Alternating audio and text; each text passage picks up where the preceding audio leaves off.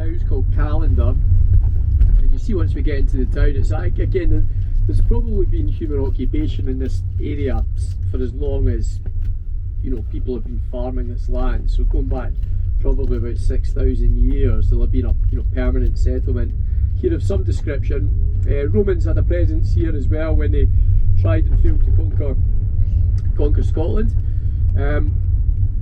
But Callander sits right on the Highland line, so you see this kind of tree covered, I don't know if you see tree covered kind of hill disappearing off into the clouds up ahead. That is the Highland line, and it is just that. So you just basically hit a ridge line of hills or mountains running from coast to coast diagonally across Scotland, and across that line you're in the Highlands. And we go from this gentle flat landscape to basically that very mountainous hilly kind of landscape, just almost kind of sort of instantly. But Callander's very typical, despite this being an ancient settlement. This is a development of the 19th century, and this is very typical of towns that you will find along railway lines all over Scotland. Towns that took advantage of the opportunities, the commercial opportunities that railway traffic brought to these more remote areas, in particular tourism. So you know, if you were around in, you know, late 18th century Scotland, and you know, maybe you would, like some of you probably have, you maybe come up from maybe London, for example, as part of a tour, and you know, you might, you know, said to people, you know, what are you going to do in Scotland? So you're going to enjoy Edinburgh? And you say, yeah, and say, well, what are you going to do? You're going to, you know, and say, no, actually, we're going to head up into the Highlands of Scotland. Well, people would have thought you were stark raving mad.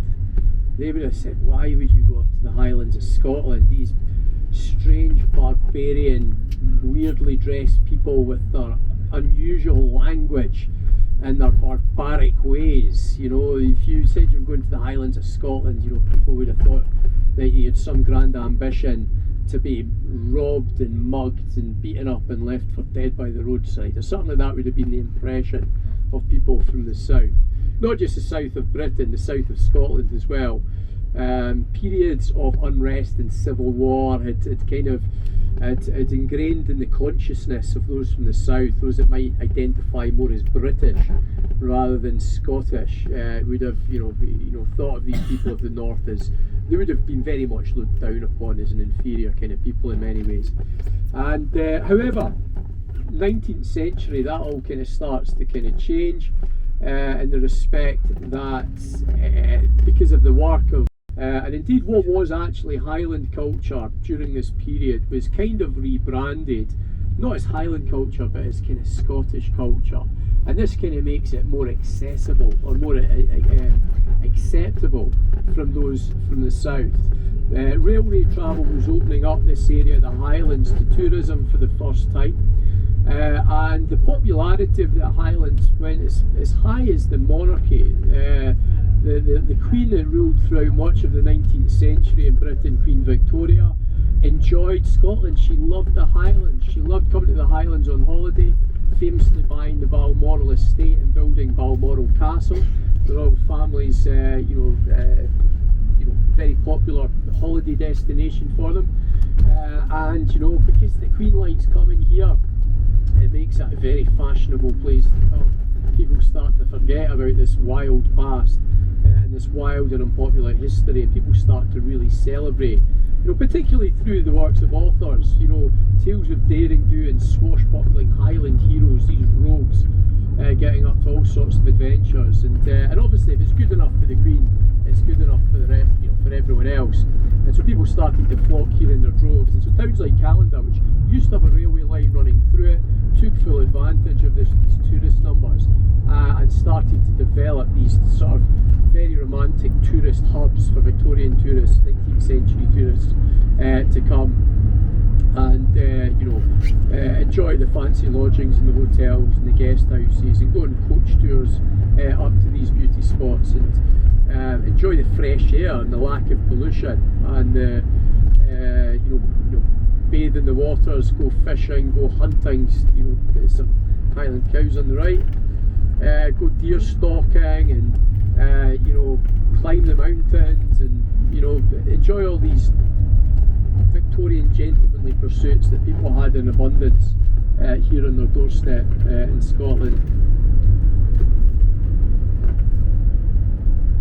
The other reason that this area started to become popular for tourism as well was largely because Europe, for a long period, was pretty much off limits. Back in the day, if you're someone of means, you had wealth, you had money, you perhaps finish your education, and before settling down to perhaps a family and a career, you might go off on what was known as a grand tour.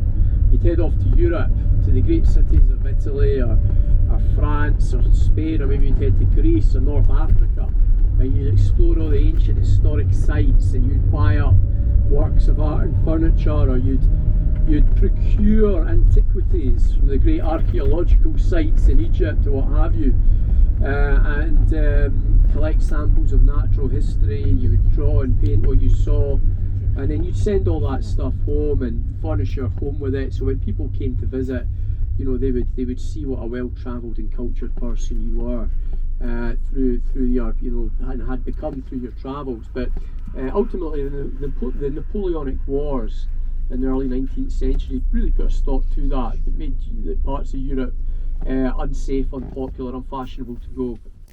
And again, just about that time, Scotland was opening up as a result of the railway service. So the north really hoovered up a lot of that sort of grand tourism sort of traffic as well.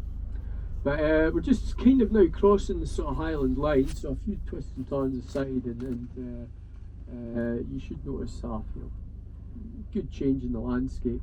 And then as we continue for the next, I mean, really up until